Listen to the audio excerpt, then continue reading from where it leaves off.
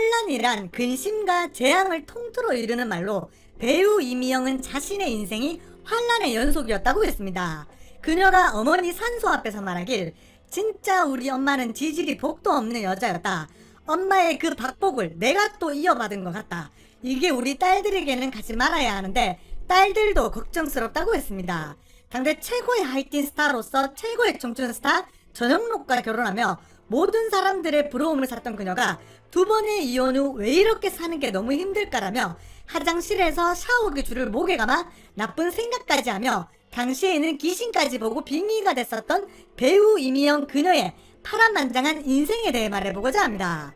1978년 17살의 미스 혜태 대상으로 뽑히며 연예계에 데뷔한 이미영은 각종 광고와 드라마에 출연하며 인기를 얻었다고 했습니다. 한편 그녀의 오빠였던 맹구 이창훈과 전영록은 대학교 동기였으며 1983년 영화 대학 신입생 5달자의 봄에 함께 출연하게 되면서 전영록과 연인이 되었다고 했습니다.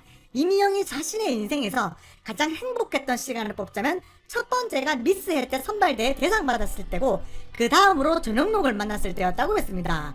훗날 이미영이 전영록과의 첫 만남을 떠올리며 말하길 그 당시에는 나에게 정말 따뜻하게 대해주고 나의 모든 이야기를 잘 들어줬으며 솔직히 나에게 완벽한 사람이었다고 했습니다.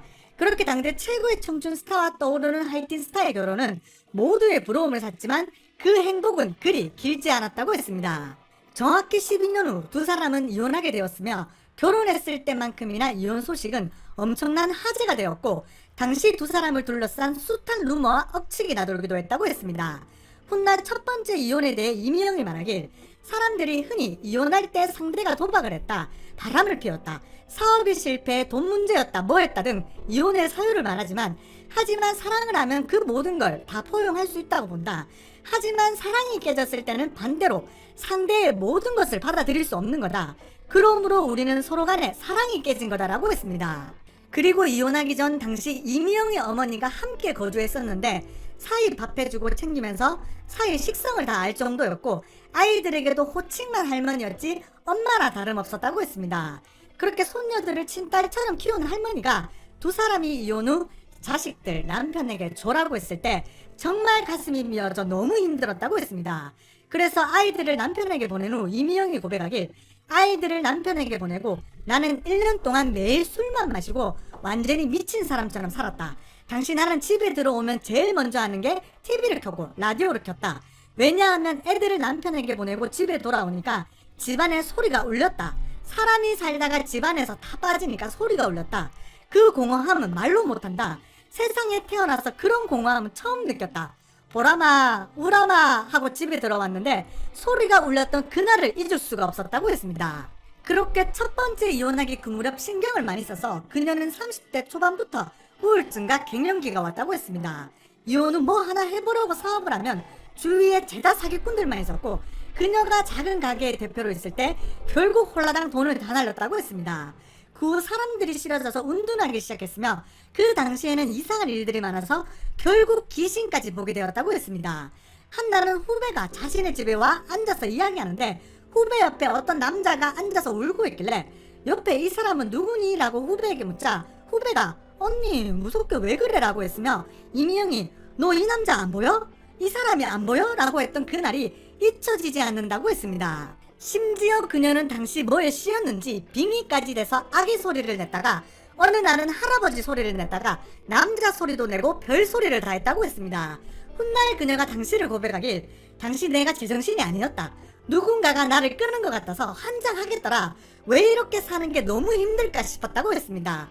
결국 빙의되는 일이 너무 잦자 그녀는 굿까지 했으며 그래도 절대로 신내릴 만큼은 받고 싶지 않았다고 했습니다. 하지만 그녀는 사랑하는 딸들을 위해서 하루라도 더 오래 살아야겠다는 생각에 담배도 끊고 술도 끊고 정말 열심히 살려고 노력했다고 했습니다. 하지만 당장 생계가 힘들었는데 배우라는 직업이 일을 하고 싶다고 해서 일할 수 있는 게 아니었고 설상가상 2-3년간 일이 안 들었다고 했습니다. 말 그대로 생계 수단이 끊겨버렸던 이미영은 일이 안 들어와 당장 먹고 살 게 없어서 어쩔 수 없이 살던 집을 팔고 전세로 자그마한 10몇 평짜리 집을 얻어서 이사하고 남은 돈은 통장에 넣어놨다고 했습니다. 그래도 내가 돈이 있구나라는 생각에 라면만 먹어도 배가 불렀지만 하지만 그런 그녀에게 평소에 알고 지내던 친한 언니가 미영아, 이자를 5% 쳐줄 테니까 석 달만 돈을 빌려 쓰자라고 했고, 실제 친언니의 친구다 보니 철석같이 믿고 빌려줬다고 했습니다. 그렇게 힘들고 어렵던 시절 5천만 원을 결국 빌려주었으나 이자는 딱 2달만 받고 원금 갚는 것을 계속 미룬 그 언니는 결국 도망갔고, 당시 이미영은 아파트 잔디밭에 앉아 피눈물을 흘리면서 울었다고 했습니다. 심지어 훗날 만난 두 번째 남편과도 행복은 잠시뿐이고 또다시 이혼하게 되는데, 그녀가 말하길 나는 내가 이혼이라는 주홍 글씨를 2개 새길 거라고는 상상도 못했다. 안 그래도 첫 번째 이혼할 때도 그렇게 많은 사람들에게 손가락질 받고 안 좋은 소리를 많이 들었는데, 그렇지 네가 그러니까 그 남자랑 또 헤어졌겠지라고 사람들에게 결정적인 단서를 주는 것밖에 안 되는 상황이지만 어쩔 수 없었다고 했습니다. 당시 두 딸이 엄마에게 다시 돌아왔을 때인데, 떼어놓고 살던 애들이 돌아와서 모든 걸 다 해주고 싶었던 이미영과 달리 재혼한 남편은 아이들이 오니까 태도가 달라졌다고 했습니다. 왜 애들을 치마폭에 싸고 사느냐라며 이미영을 이상한 사람 취급했고, 결국 거기에서부터 문제가 생긴 두 사람은 이미영이 먼저 재혼한 그 사람의 손을 놓으면서 내가 나쁜 사람이 되더라도 할 수 없다며 아이들을 선택했고, 그렇게 또다시 이혼하게 되었다고 했습니다. 두 번째 이혼 후 왜 이렇게 사는 게 너무 힘들까라고 생각한 이미영이 결국 해서는 안 될 나쁜 생각을 하게 되는데, 화장실에 샤워기 줄을 목에 감았다고 했습니다. 가슴 아프지만 당시 집에 있던 둘째 딸이 그걸 목격하고 울면서 엄마 왜 이러냐, 엄마 왜 이래라며 엄마를 붙잡았고, 지금도 그때만 생각하면 너무도 마음이 아프다고 했습니다. 이미영이 고백하길 나는 우리 엄마가 이 세상에 왜 왔을까? 우리 엄마는 이 세상에 고생만 하라고 하나님이 보냈나? 전생에 무슨 죄가 많아서 저렇게 고생할까 싶었다. 나의 어린 기억에는 엄마는 자면서도 인상을 쓰실 정도로 고생하셨다. 아버지가 돌아가시자마자 큰오빠가 불에 타 저 세상으로 보낸 후 그때 엄마가 심장병에 걸리셨고 거의 반쯤 미친 여자처럼 지내셨다. 근데 내가 그런 엄마의 팔자를 닮아가는 것 같다. 지질이 복도 없는 우리 엄마의 박복을 내가 또 이어받은 것 같다. 우리 딸들을 보면 가엾고 안 됐다. 이게 나 부모를 잘못 만난 거고 부모 잘못인데 우리 두 딸에게 이런 울타리밖에 못 떼어주는 내가 너무 미안하다고 했습니다. 한편 전영록 역시 한 인터뷰를 통해 이미영과 이혼 후에 고충을 털어놓은 바가 있는데, 그가 말하길 어딜 가면 꼭 아내와 딸을 벌었다고 손가락질 하는 사람이 있다. 하지만 당시 나의 전 재산을 다 주고 딸 둘만 데리고 10평 남짓한 전셋집을 떠돌아다녔으며, 심지어 이혼할 때 돈이 필요해서 당시 저작권도 다 팔았다. 저작권 협회에 저작권 담보로 돈을 빌릴 수 있냐고 문의하자 안 된다고 했고, 그런데 당시에 한국에 막 진출하기 시작한 외국계 음반 회사가 내 저작권을 사겠다고 하더라.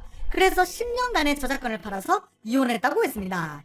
영상을 끝까지 시청해주시고 귀한 시간 내주셔서 대단히 감사합니다. 구독, 좋아요, 알림 설정 꼭 부탁드리겠습니다. 더 좋은 영상으로 보답하겠습니다. 감사합니다.